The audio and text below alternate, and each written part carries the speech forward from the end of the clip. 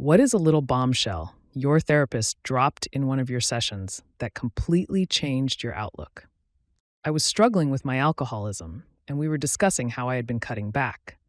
She asked what I would consider success with regard to my drinking. I said I wanted to get to a point where it wasn't interfering with my daily life. I wanted to just be able to have a glass of wine at holiday dinners or family gatherings. She simply asked me why. Why was it important for me to drink at those times? It was as if she'd turned on a light.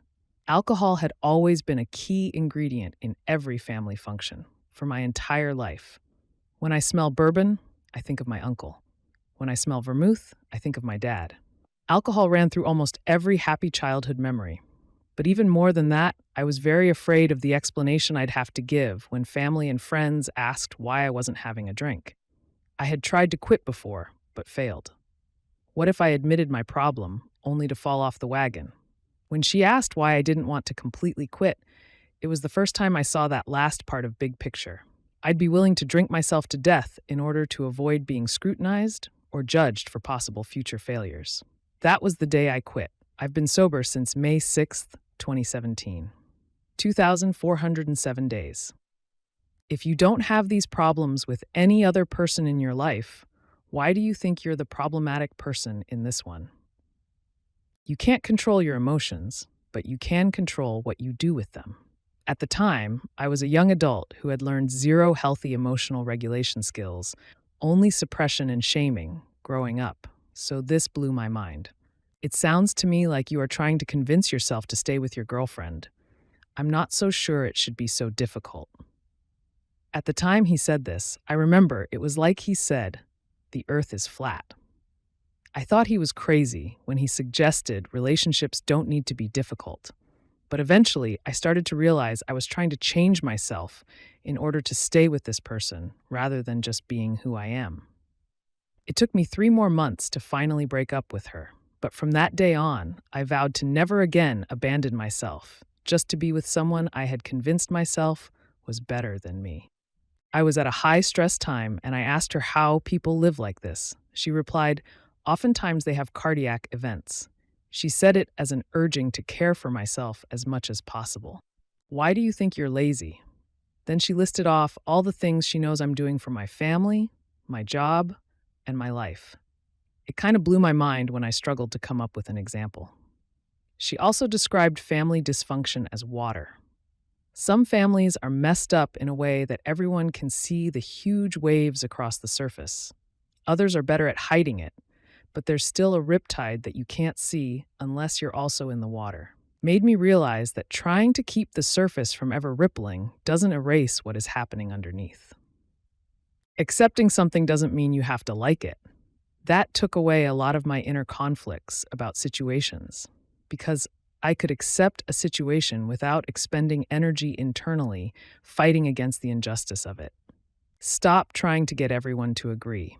When you need everyone to agree, the least agreeable person has all the power. Really changed my outlook on planning family events. How was anger expressed in your household growing up? Were you allowed to show anger? At which point I realized I wasn't allowed to show any negative emotions whatsoever, especially not in reaction to negative emotions from my parents. I've never really had friends. I've had colleagues and classmates and housemates and people who have hung out with me, but I never really felt close to any of them. And I did that thing you see on here sometimes. I stopped reaching out to see if I would be reached out to, and I wasn't, which I took as confirmation that they didn't really want me around, or at the very least, that they wouldn't mind my absence. I was talking to my therapist about people I'd been close to in college, and she told me to pick one and talk about him. So I did. And after I shared some basic stuff like his name and his major, etc., and a couple anecdotes, she asked me what else I knew about him, and I couldn't answer. It wasn't really a broadly applicable bombshell, but she said, "What else?" And I started crying because I realized that for as simple as the question was, my inability to answer spoke volumes. I've never had good friends because I've never been a good friend. I'm withdrawn and reserved, and I always made others do the work to drag me out without ever extending my own friendship in a meaningful way in return. If I wanted to have meaningful relationships with other people, I would have to build them.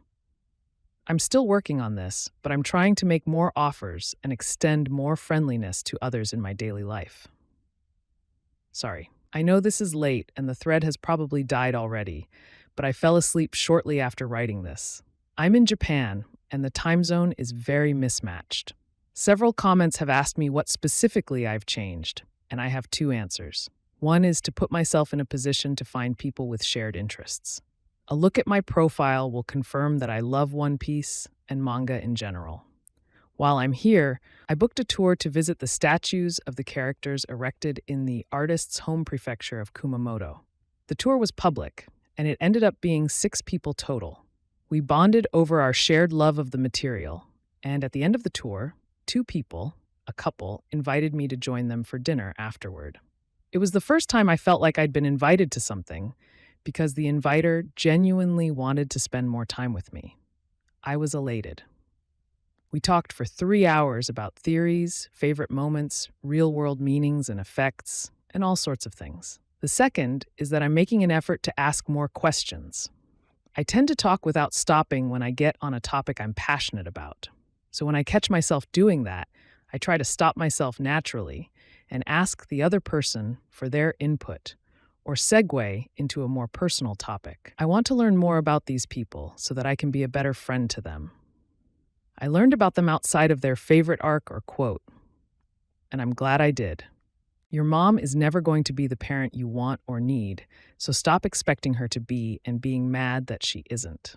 Also, people who are addicts tend to get frozen at the time they started abusing drugs or alcohol because their focus is their addiction and not developing as a person. So a person who started drinking heavily at 13 and quit at 30 would behave a lot like a 13-year-old. My counselor said to imagine myself as an orange. Then, consider that not all people like oranges. That doesn't mean that the orange is flawed in any way, not rotten, just that everyone has preferences. That helped ease my insecurities and need for people-pleasing dramatically. I don't want to take meds because I don't want to rely on drugs to feel okay. Don't you already do that?